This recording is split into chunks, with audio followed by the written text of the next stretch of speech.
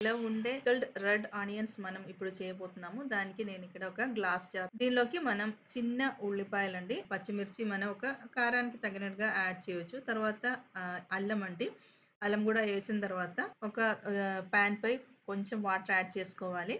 తర్వాత దీనిలోకి కొంచెం మిరియాలు, అలాగే లవంగాలు కూడా ఒక 4, 5 లవంగాలు యాడ్ చేసిన తర్వాత దీనిలోకి కొంచెం షుగర్ అండి, ఒక టీ స్పూన్ షుగర్, అలాగే half teaspoon salt add చేసిన తర్వాత ఒక మీడియం సైజ్ బీట్రూట్ యాడ్ చేసి ఇది బాగా బాయిల్ చేసుకోవాలి. జార్లోకి మనం వేయాలి. వేసిన తర్వాత ఇది చల్లారింది. ఇప్పుడు చూసారు కదా, ఇప్పుడు మనం గ్లాస్ జార్లోకి ఇది వేసిన తర్వాత ఫుల్గా వేయాలి.